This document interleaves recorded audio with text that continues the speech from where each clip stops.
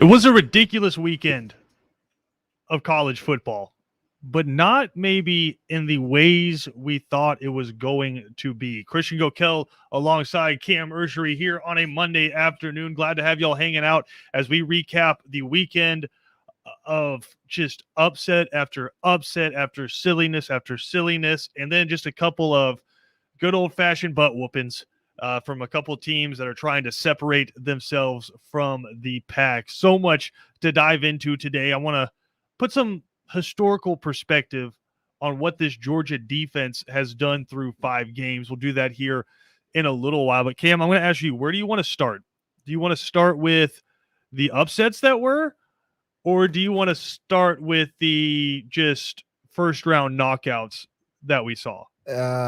Let's talk about the knockouts, man. Okay, you just want to go ahead and get that one out of the way like Georgia and Alabama did? Because I have a few things to say about those upsets. Let's go ahead and get these knockouts out the way. All right, so let's start with Georgia. Let's start with the home team. Georgia just eviscerates Arkansas. Oh, yeah. In this game. Just let's start with this. Sanford Stadium was nuts. Yeah, that was a really cool and kind of unique thing to see, because typically when you're playing a noon game, it's Georgia, so they're a brand and they'll bring some recognition, and they're playing a team that maybe other people wouldn't tune in to watch otherwise, but it's Georgia, so we'll put that one on at noon and get some viewers in that noon slot. This was kind of unique, and I thought it was interesting to watch it on TV. Obviously, College Game Day was cool because you had them starting in one spot and then ending up where you have the pick segment where they're going through, and they have Harris English on, who's a St. Simon's resident, Valdosta native. He's the guest picker, just was a part of the team that won the Ryder Cup. But in the background, you're looking down into Sanford Stadium, packed out just before noon. And then you go inside of it, and it's the full-on ESPN primetime broadcast, but at noon at Sanford Stadium. And I thought they did a better job than anyone I've seen broadcast-wise of really kind of showing you what it looks like and how it feels inside Sanford, because they kept doing those wide kind of sweeping crowd shots during the game, and you really got to feel what it's like. Because I've been to a ton of noon games at Sanford Stadium. It's a beautiful campus. Like looking out of the press box through the west end zone and up the street going into downtown Athens is just gorgeous. But I thought they did a really nice job, and it was different. We've seen, obviously, night games at Sanford Stadium are really cool. We've seen plenty of 3:30 games, but to see like the primetime broadcast of a noon game between two really good teams, I thought that was interesting. But more so than that, I don't know if you heard the Holly Rose stat that she gave during the game, is during the whiteout at Penn State where Auburn went up there, they measure, Game Day brings with them, they will measure the decibels of what the student section of the stadium's cranking out. When Penn State and Auburn was at its crux, when it was getting loud in there, 105 decibels. I mean, it's loud. Loud. Yeah. Georgia, who has roughly, I want to say, maybe 10,000 less seats in that stadium than Penn State. They said the first series against Arkansas at noon was 110 decibels. So 10,000 people less, but 5 decibels louder. Kirby Smart asked the fan base to come out and be elite, and it was like early, loud, intoxicated. He didn't say that, but that's probably what the majority of them were. They did the acronym, but I thought Sanford Stadium was nuts, and it showed. Arkansas, that was their first true road game because they played at a neutral site against Texas A&M. Yeah. But beyond that, they played at home and beating the hell out of Texas, beating up on poor little Georgia Southern. It was rough, right? Now they have to hit their first true road game. And Cam, I'm curious, how many of those guys have actually played significant snaps in a true road game? Because last year, they hit the road, but it was in front of 20,000 people. They didn't have to play in front of 93,000 screaming fans. Yeah, so I thought that was a huge factor early. Yeah, that's what I love about fans just being back this year. Some of those guys, those true freshmen and sophomores that didn't get playing time the year before last, they actually get their first, couple of true road tests, and now you're seeing an environment like that. It's pretty hostile, and I mean that's the beauty about college football. You don't get that. You get fans in the stands, NFL, NBA, but you don't get that type of crazy college kids screaming at you. You don't get that in any other sport but college football. Yeah, and you get a couple of penalties early in the game. Like, they couldn't even get a snap off. Yeah, that first drive, and I put it out. That's the 4th time out of 5 games this season that team has totaled negative yards Mhm. on their opening series against Georgia. Which is insane. Yeah. And the only team that has gone for positive yards was South Carolina because they hit that big long throw down the Mhm. sideline and then ended up missing a field goal, I think, Mhm. on that opening series, and Zeb Nolan got hurt. But beyond that, it's been negative yardage for teams. And that was actually on the first drive of the first half. And then the second half, too, Arkansas's first drive, they went backwards. Total on the game, which I think Arkansas may be the new official team of our show with BJ, Ben, and Kevin. And I'll tell you why in a second. Arkansas on 7 out of 10 drives, Okay. 3 and out. You got me there. 7 3 and out. out of 10 drives were 3 and outs. Like, if I told you 7 out of 10 drives, you got to stop. You're like, all right, that's elite. Yeah. 7 out of 10 drives were 3 and outs. 3 and out. The Yeah. furthest they made it into Georgia territory was the 34-yard line. Yeah. And that was on the last play of the game. Man, it's something you got to give this Georgia defense some credit, man. I seen a couple of Dogs fans complaining on, Twitter saying we're not, running up the score. It's the number 8 team in the country. We have a backup quarterback and we're missing a couple of pass catchers out there. And we just held them 37-0. And y'all are complaining. Well, and you threw 11 passes, completed 7 of them. I thought Stetson looked really good that first drive, but then after that, it was you really didn't need him, and he never really got a chance to get into a rhythm. Yeah, because we'll give Arkansas's defense a little bit of credit because number one, they played a lot of snaps.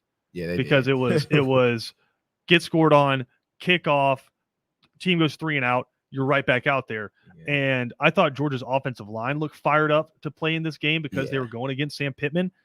And we haven't seen a rushing performance like that. I'm glad a lot of people were saying it looked like South Carolina from last year, and it kind of did, but this was such a different scenario. Last year, it was late in the season, both teams were out of it. South Carolina, I think by that, they fired their head coach by that point. They were playing maybe 50 to 60% of their team or of their starters were in that game because you had guys who had opted out and you had guys with COVID protocol. So that's a completely different situation. What Georgia did on the ground in this game against a top 8 team was ridiculous. And you didn't really need Stetson Bennett to throw it around that much, but that I think is going to be so huge just for the confidence of this team going forward, saying, look, if you guys, because Arkansas was the first team we've seen do this for the most part against Georgia, teams like Clemson and Cincinnati last year in the Peach Bowl, they're going to stack the box and say, hey, our DBs are as good as your wide receivers. We're not going to let you run on us. Arkansas was kind of different. They wanted to keep everything in front of them. And Georgia's like, fine, we'll take 7. We'll take 7 yards at a time. Yep. We're going to take what you give us. Man, I was impressed by Georgia. I really was. When you go in there and beat the number 8 team in the country, 37-0 with your backup quarterback, that's something to say, not just about your defense, but the team, the coaching, because that's hard for anybody. But two, I will say this. I mean, just watching the game, I watched Georgia. I watched Bama closely. I watched Bama to the end. I watched Georgia kind of like basically beginning of the fourth quarter, but I watched Bama all the way through. This is the best shot Georgia's going to have. I really think so. And what I mean by that is they're going to compete every year because of what the foundation Kirby has laid. But if you're talking about a year in which you can actually get Bama, you can get them, get over that hump. Yeah, because you got 2 more seasons of Bryce Young. Yeah, you got 2 more seasons of Bryce Young, and he looks really good. But if you're gonna get him, I don't know. Maybe maybe one more season of Bryce Young. Maybe he's so good that he leaves after just starting for 2 years. I could see that. But again, I'm kind of with you on that. I think Georgia's defensive line reminds me a little bit of 2016 Clemson, where you have Clinton Farrell and Christian Wilkins and those dudes across the board, where they go. And they have a bunch of freshmen on that defensive line who go do stuff. I mean, Jordan Davis is the name, but Devonta Wyatt's been unbelievable. I think he was just named the SEC Defensive Lineman of the Week. He got that sack against KJ Jefferson on the first drive there. I mean, Nolan Smith, Jalen Carter, not just on defense, but blocking 3 dudes on offense. That was really the first time we saw that package since Tennessee last year. But I love that. And I loved how aggressive Todd Monken was. And when you say aggressive, everyone's like, oh, throwing deep. No, man, he was like, we're going to smack you in the mouth. And there's nothing you can do about it. And you can see he was hyped up to just run the football, and it was creative. But a lot of it was just keep putting people in the box. Like, you're trying to adjust. You can't handle us. And the offensive line, I thought, played their best game, at least rushing the football-wise, that we've seen. So we're going to dive more into Georgia coming up here in a little bit. But you mentioned Alabama there. I heard Paul Feinbaum talking about this. He said he talked to Nick Saban prior to that game, and he said it's very rare that he sees Nick Saban calm before a game. But he said Nick Saban was just kind of happy-go-lucky, talking to him, no pressure, just seemed happy. And I think that kind of showed in this game is everyone's like, Ole Miss put 48 points on them last year. Ole Miss, they got this crazy offense right now. Ole Miss, they got a little bit of a defense now. Maybe they can hang with Alabama. I mean, if there's going to be a team that's going to beat them, it's going to be Ole Miss. Here we go. Nick Saban was eating that up. Yeah. Eating that up. So they had a really good week of practice, which, I mean, Nick Saban rarely says that. He's like, we had practice. No, he said they had a really good week of practice, which is horrifying to hear from an Alabama team. But I still thought Ole Miss was able to move the ball on them a little bit. They were. But I thought, this is so hard to micromanage this. I thought the first 2 fourth down plays, perfect. Good decision. The third one, take the point. Once you get into Alabama territory, say we just had a successful drive, let's kick a field goal, let's get on the board, and let's go play defense. And they didn't do that. And then I thought the next 2 fourth down attempts were just silly. Play defense, man. And I understand the thought process. Like we're on like the 40+ yard line, and if you punt it okay, then you gain like 30 yards. If you punt it really well, though, you can flip the field, put it inside the 10. So maybe that's just him, but it just felt more like Lane Kiffin wanted to be hyper aggressive this entire game, and I thought it really affected the team. He put his defense just in bad situations the whole game, and if you do that against Bryce Young in Alabama, and honestly, it wasn't quite Bryce Young, it was really Brian Robinson who had 36+ carries, 171 yards, and 4 touchdowns in that game. So, I mean, that was an old school Alabama performance, and you see 42-21. The game was 42-7 with 10 minutes left to go in the fourth quarter. This was just, I'm not going to name which coach told me this, but I remember talking to a high school coach, and we were just talking about college coaches because they get a good inside view of like who they are as a person, and they obviously know the game of football. We talked about a lot of coaches. Then we got to Nick Saban. I thought, okay, we'll talk Nick Saban, and he's gonna kind of give me a typical coach answer like he's the best there is, yada yada. He goes, no, he goes, I love Nick Saban's teams because Nick Saban teams skull drag people. He said they drag people's skulls across the field. That's what that felt like. Yeah, I mean, I've seen this coming. Every time you talk about Alabama publicly, Nick Saban comes out and shuts you up. But let me say this about Ole Miss. I could confidently say this. I watched the game. They did move the ball well. They just got bad in bad position. I think Lane Kiffin got a little too over aggressive, trying to make the big plays happening and keep up with Bama. And his defense got a couple of stops every blue moon. But I don't think Ole Miss will lose another game this year. I really don't think so. I think this Arkansas game is going to be a good test this week. I truly do. I haven't looked at this schedule all the way through, but man, I'm still impressed with Matt Corral. He wasn't really bad Saturday. I mean, Will Anderson, he's a goon. That dude is a goon. He's a goon. But I mean, it all in all, Alabama did Alabama things. What I expect them to do, come out and just blow the doors off of them. That team fired up with Nick Saban, and the criticism he got about beating Florida. Now that was we're gonna talk about that. Don't worry. I mean, still, I was still impressed. And Ole Miss they're gonna be just fine. Let me ask, okay, so you're talking about Georgia and best chance to beat Alabama. Yeah. I honestly don't know who the Heisman favorite is, but if you had to say a quarterback right now, it's probably Bryce Young. Yeah. And obviously Georgia would have to beat him probably to win the SEC championship. Has Georgia played an elite quarterback yet? No. So that's why I'm still pumping the brakes a little bit, because I don't know that Georgia has played a really good offense yet. They've played good offenses. I just don't know that they've played an offense that can stretch them vertically and run the football out of them. I love my boy Bo, but Bo isn't elite. I love Bo's going to do something stupid next week. He's going to do something crazy. No, I mean, I stupid in a good way. And we're going to talk about that because what they did against LSU was nuts. We'll talk about all that. We'll take a quick break here. We'll come back. We'll talk about the upsets, talk about a big win from Cincinnati. We'll dive into all that next right here on Second Down.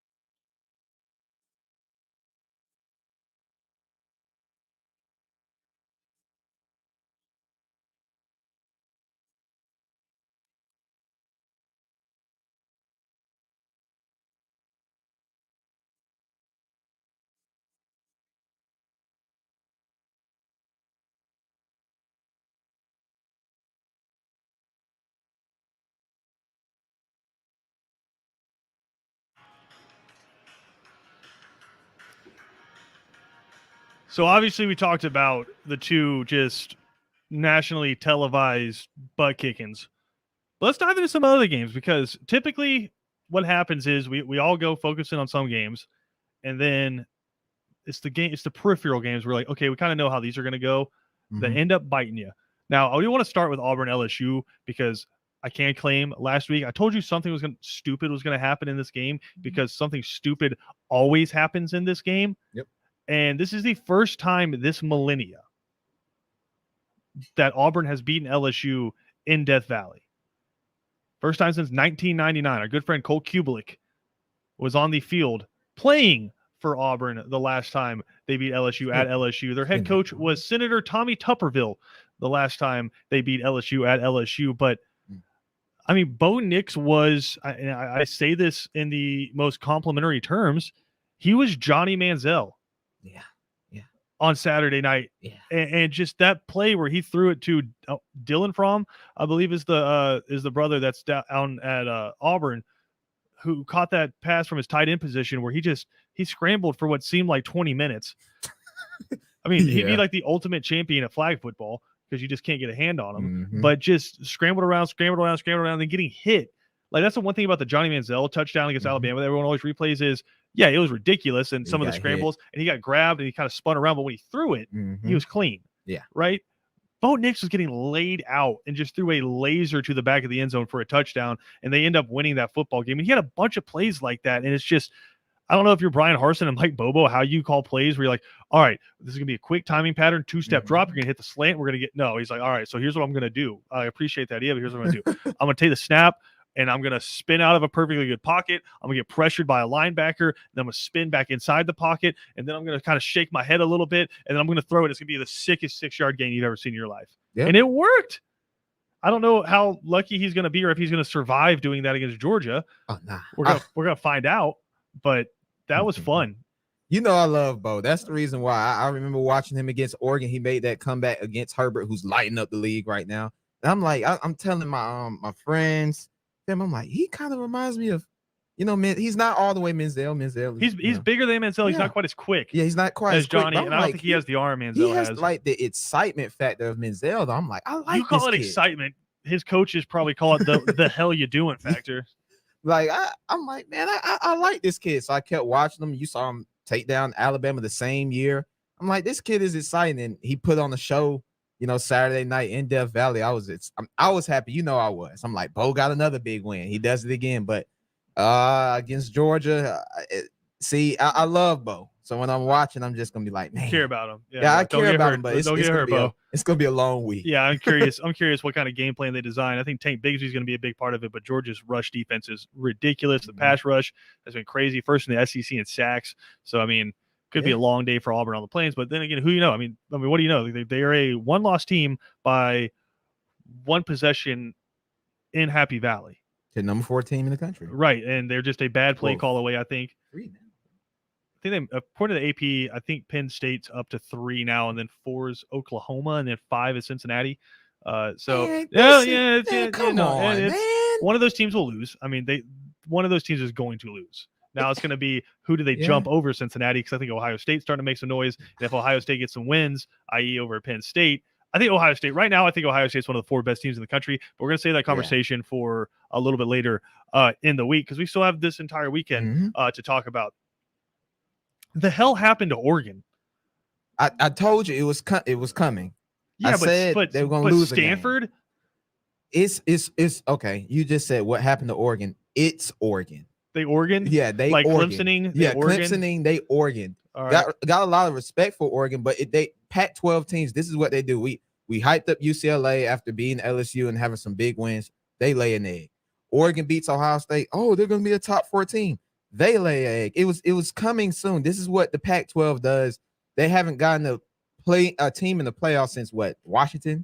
Yes. And they got boat raced by Alabama in 20. I wanted to say that was 2015. Yep. So. This is what Oregon does and the Pac-12. So I'm happy it happened early.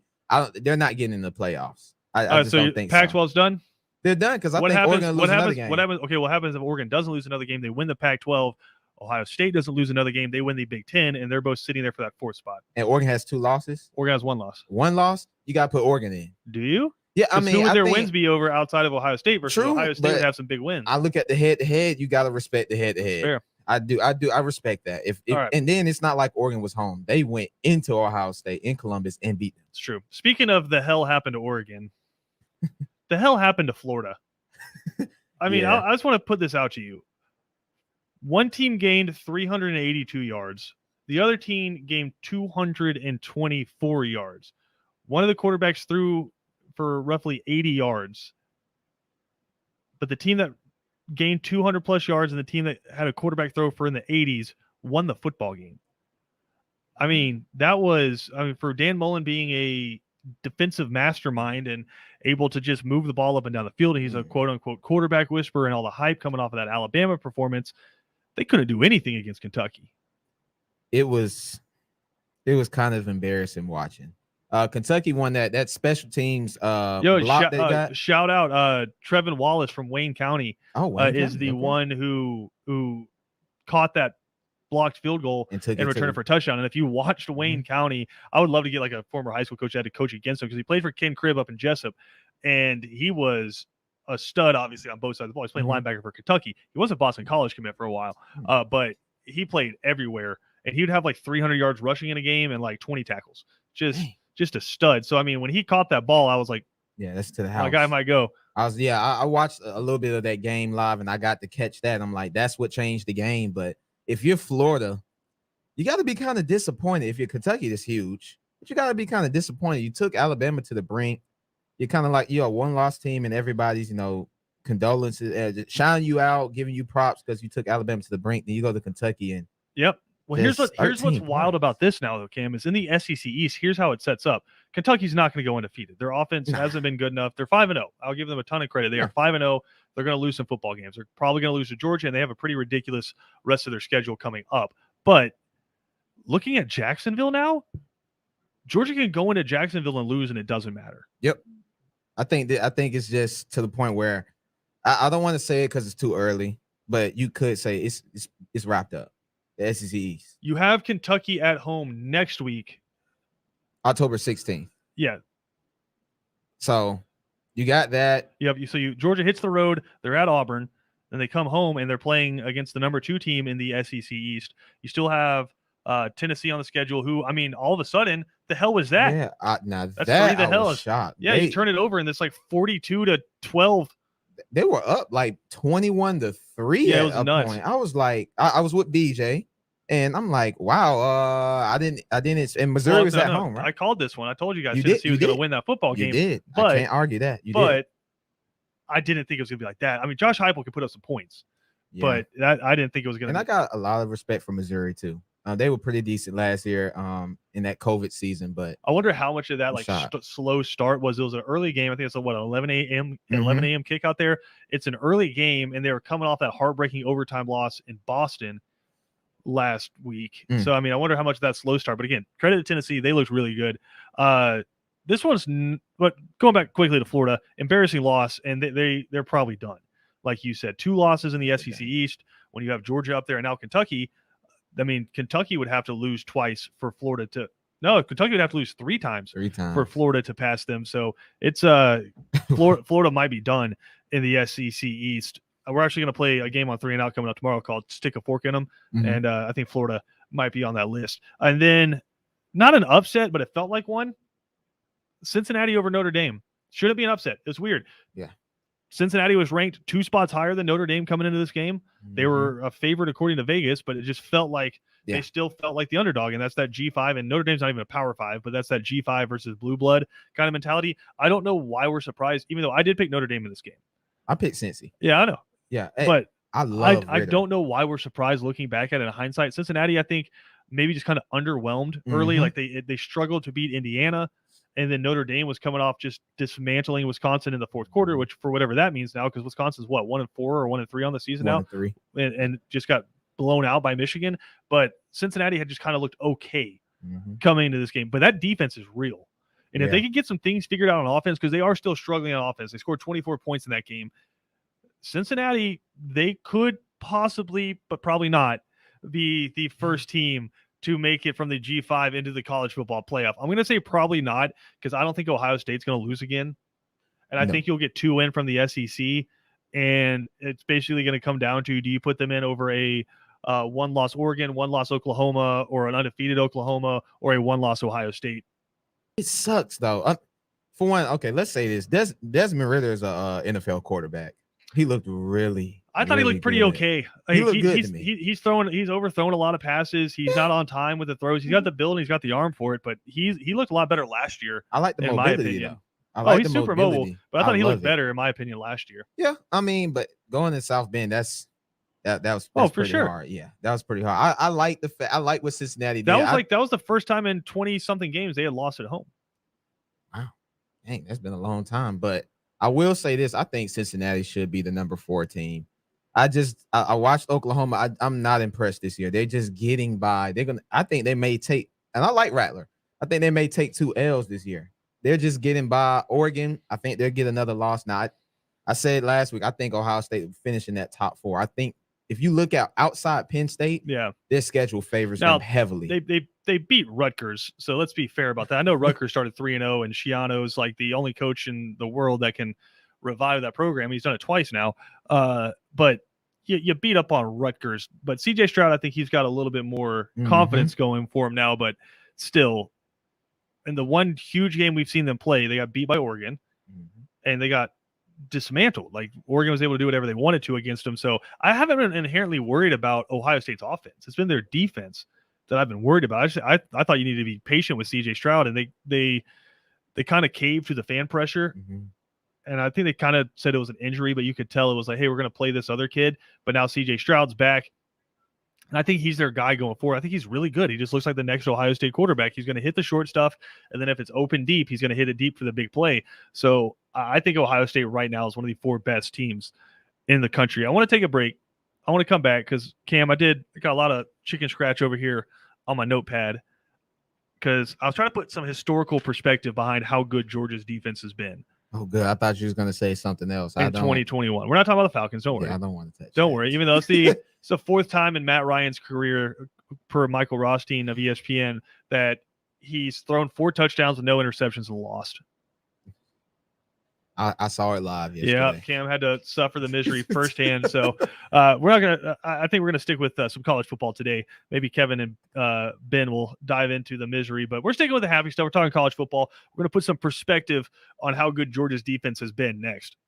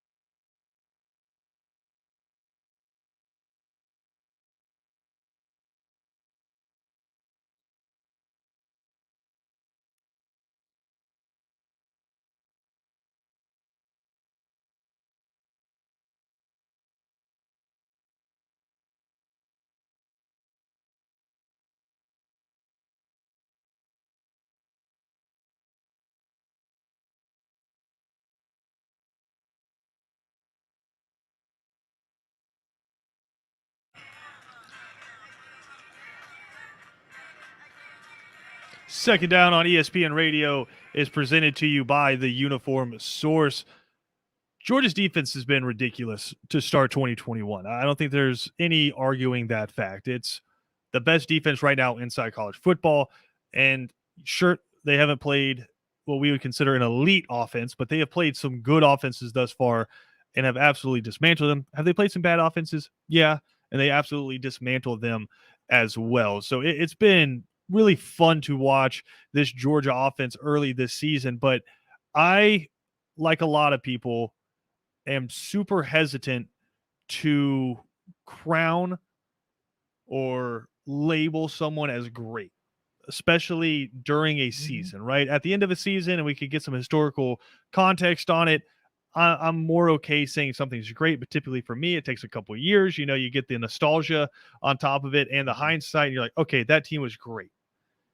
But it's our job to go and look through and say, okay, how good is this unit?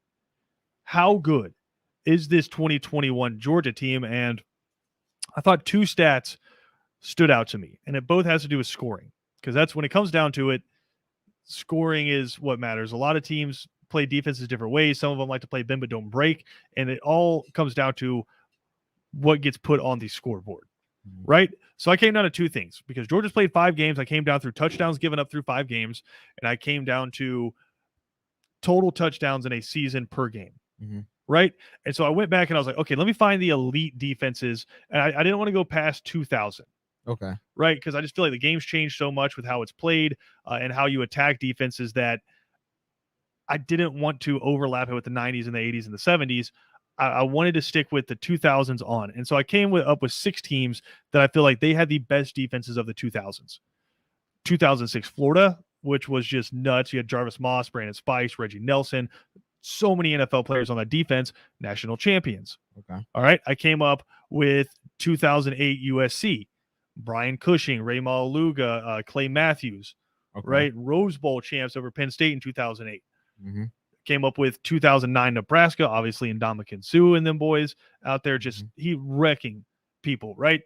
We have 2011, or 2 teams from 2011, LSU and Alabama. Both of them played in the national championship. That LSU team had 8 future NFL defensive linemen, 8 future NFL defensive backs, including Eric Reed and the Honey Badger. Then, of course, Alabama in 2011, just you had Rolando McClain, Courtney Upshaw, Hightower, just dudes. A lot of those guys were also on the 2009 Alabama defense as well, just a little bit younger. So those are the teams I found. So let's run through them real quick, and just we'll go through the total touchdowns they gave up through 5 games and the touchdowns per game that they gave up. Florida in 2006, through 5 games, had given up 5 touchdowns. Okay. That's a touchdown a game. That ain't bad. For the season, they gave up 1.3 touchdowns per game, which is nuts. That's elite, right? 2008 USC, through 5 games, had given up 6 touchdowns. Majority of those, I think 4 of them coming against Oregon State, which was their lone loss of the season, but kept them out of the national championship. And then for the season, though, 1.1 touchdowns given up per game. Absurd, right? 2009 Nebraska, again, led by Ndamukong Suh. 4 touchdowns through 5 games to start the season, gave up 1 touchdown per game for the entire season. 2009 Alabama, they gave up 7 touchdowns through the first 5 games, and they actually gave up more than that. I think they gave up 2 kick return touchdowns, but we're only doing defensive. And for the year, 1.2 touchdowns per game. That's insane. Right? And then the 2 teams that met in the 2011 national championship game, LSU gave up 7 touchdowns through 5 games and 1 touchdown per game for the season. Alabama in 2011, this is stupid, 5 touchdowns in the first 5 games, 0.7 touchdowns per game in 2011, and won the BCS national championship. Yeah. So, I mean, those teams are ridiculous. Those numbers are ridiculous. Again, 1.3, 1, 1, 1.1, 1.2, 7. That's silly. Georgia through 5 games has given up 1 touchdown. Yeah, that's crazy. That's 0.2 touchdowns per game if you spread that out for the season. Yeah. And I'm looking, and Cam, I'm not seeing an elite offense until you get to Atlanta. And I'm not talking about Georgia Tech. Oh, yeah. I mean, no, I agree with you 100%. I mean, like, through 5 games, you're supposed to give up a touchdown when you're up big and you put in your second team guys. And that's how you gave up your 1. That's how you gave up your one. Yeah. But like you're supposed to give up a score with 3 minutes to go in the football game, and somebody just hops on the board because you have a blown coverage and a missed assignment inside of your secondary because you're throwing guys on and off the field. It's supposed to happen. I would put it like this: just like we say, they haven't seen an elite offense. I don't think there's a team in the country that's seen an elite defense either. So you could say that. I mean, I don't want to be that guy to say I'm looking forward to this showdown because there's a lot of football to be played. Injuries. I don't think anybody should ever look forward to playing Yeah. Alabama ever. But it's like you're a college football lover, regardless. I mean, Georgia hasn't won since we've been alive, but you love college football. I've loved watching it for a long time. Me personally, I feel like Georgia and Alabama is a cut above everybody. I would agree right now. Like their performance level has been higher, and obviously a lot of that has to do with recruits and stacking. And I do think a fascinating thing about this season is the amount of experience that some teams have. That's why I think Arkansas is so good right now because they have some of those super seniors on their team and just guys who have played a lot of football. But what's stunning to me is Georgia's been this good on defense, and Tyke Smith hasn't played a snap. And he's an All-American transfer in your secondary. Gilbert, JT Daniels hasn't been there. That's offensively. Yeah, I'm just talking about on defense. Yeah. And you're starting to rotate guys in. Like Keely Ringo, you didn't know how good the secondary was going to be. He might be one of the best corners in the SEC. Like he's putting up absurd stats. I know you saw his first couple of drives against Clemson. And you saw the pass interference and stuff like that, and everyone's freaking out. Freshman. Dude's been legit, and he beat out a senior for that starting spot. Yeah, I'm excited. And this is really his first significant playing time because he was a freshman last year, but he was hurt all last year. This is the first playing time we've seen from him, and he's been silly good. Man, I'm excited. I'm looking forward to it because I do think Alabama and Georgia will play twice this year. Twice. So you know what that means. I wouldn't bet against that. Yeah, that would be either in the SEC championship in the semifinals or SEC championship national championship. It scares me that we play Alabama twice because you're going to lose one of those games. That's just how it goes. Yeah. That's how it goes. Go ahead and lose in the SEC championship. Yeah, you're going to do it. Just do that. But no, I will say this though. We haven't seen either Georgia's defense is really good, and we think some of these teams' offenses are just bad. We'll see what Arkansas does and how they respond against Ole Miss this week. That might be an elite offense just going against a generational defense. We never know that. But I agree. I don't think this team is going to give up a lot of touchdowns. And again, I hate prognosticating when we're 5 weeks into the season to a game that's going to come, week 14 or week 15 when the SEC championship. December. I think if Georgia does have, I think they both exploit the weakness of the other, relative weakness of the other defense well. I think Alabama can throw the football better than anybody in the country, and I'll say that. I believe that in my heart, because watching the games, you see some other teams that put up more passing yards, but they don't have better receivers and they don't have a better quarterback than Bryce Young and John Mechie and those dudes that Alabama has. They don't. Just Alabama likes to be a little bit more balanced, but Alabama, if you just lay it all out there, NFL talent, scheme, play calling, they have the best offense or the best passing attack in college football. I'd say better than Ole Miss. Bryce Young is special. I mean, Bryce Young is silly. The way he can navigate the pocket, what he can do with the football in his hands, he's silly good. And Matt Corral's awesome. Love watching him play college football. But there's not a John Mechie on Ole Miss's team. No. And they got 3 or 4 more dudes who are going to go to the NFL from the wide receiver position as well. So they have the best passing game in college football. If they play Georgia, which obviously we're all assuming they're going to, if they play Georgia, Georgia will not be tested by someone who could throw the football like that until they get to Atlanta and move. Like Flip side of that is, I don't know that Alabama is going to see anybody that says multiple on offense as Georgia is. Georgia can be whatever you want them to be. If you want to say, hey, we're going to stack the box, all right, fine. Depending on how healthy JT Daniels is, we're going to throw the football down the field. If you want to sit back like Arkansas did, we're going to put 3 guys down and then play a 3-3-5 cover. We're going to run the football down your throat. And we saw that last year. As much as we complained about Georgia's run game last year, Kendall Milton, as a true freshman, went to Tuscaloosa and was just running into the teeth of that Alabama defense and was picking up huge chunks of yardage. Right. So I think both of these teams kind of fit up with the relative weakness of the other team. But again, this is so early. We're 5 weeks into a 12 game schedule. This is so much can change. Injuries happen. Teams catch fire. I mean, if you just want to think about it from a Georgia perspective, in 2007, this time of the year, no one was thinking about Georgia at all. And then all of a sudden, Georgia catches fire and they're arguing for a chance to play for the national championship by the end of the year, Mhm. go to the Sugar Bowl and beat up on Hawaii. So it's so early in the season right now. Again, I think we all buried Ohio State after that Oregon loss, and I still think they're going to be a team Yeah. that makes it into the college football playoff. So it's early, but I like where your head's at because you're starting to get like BJ, where you're like, if you're Georgia, do you lose to Alabama in the SEC championship game? So if you play them again, then you can I beat them thought in the. as soon as Bama won Saturday, that's what was going through my I, head. I would say this, Cam, if you lose to Alabama in the SEC championship game, then you put your fate into somebody else's hands. You're having to trust all of the people in the college football playoff committee to be like, oh, nope, Georgia, even though they're not a conference champ, they deserve to be in. You have to trust that. And then you might have to play Alabama again. Yeah, Back-to-back games. Yeah, and you gotta trust that. So it's fascinating, but yeah, and then some other team would be a sacrificial lamb potentially in the Mhm. national championship game, but we'll find out. But obviously, these are the two best teams in the country right now. I don't think any of the other 128 teams, if you put them up against other ones, they're not going to be favored. No. And there might not be a team to where it's a single score spread. Those are the two best teams, point blank, period. I don't think anybody's even close. Everybody's tier 1 and everybody's like in tier 3. I don't even think there's a tier 2 even close to them. But I can tell you this: prepare for the rest of the week for me to hype you up on how good Auburn is and why this will be a close game and why Auburn could potentially win this football game. So get ready for it. I did it for UAB. I did it for Arkansas this past week. So just get ready for it because as the week goes, we're going to read some stuff like, oh man, Bo Nix, agile quarterback. You might be able to see it. He's done it to, I mean, look, my dude's already done it to Alabama and to LSU in his career. And so, Oregon. I mean, look, he's just looking to hang that Georgia pelt on his wall as well. So we'll find out. We got to take a break though. We'll come back with more second down after this.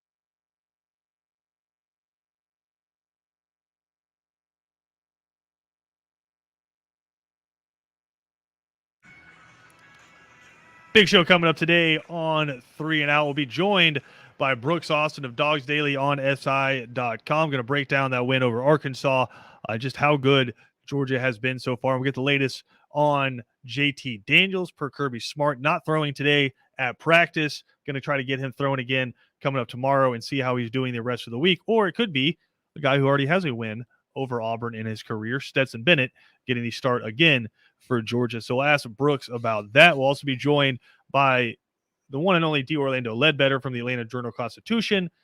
I know Cam was in the stadium to see the Falcons blow it. D. Orlando Ledbetter, of course, in the stands to see the Atlanta Falcons blow it. So we'll catch up with D-Led. I get the latest as the Falcons are off to a 1-3 start under the new regime, but showing some fight on offense. The defense is bad, but I don't know if we expected anything else. And then coming up in the 5 o'clock hour, we'll be joined by our good friend Jake Roos from Dogs HQ, a member of the On 3 network.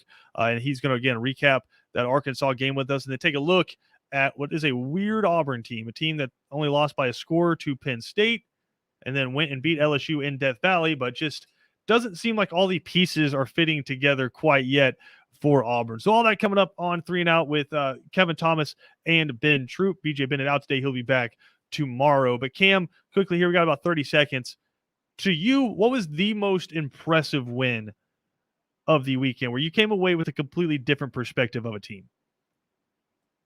Probably Kentucky over Florida. That's what I was going to go with. Yeah. I think Kentucky was super impressive. Unproven. We hadn't really seen their offense start clicking. They were all talking about how they're going to start airing it out, but it was Chris Rodriguez playing running back in that defense and a big special team play from Jessup's own Trevin Wallace getting the win there for Kentucky. I thought that was the most impressive win of the weekend. Big win for Mark Stoops. As much as he wants to kind of downplay it, that was a huge win. 3 and Out coming up next year on ESPN Radio. Check out our show on ESPNCoastal.com.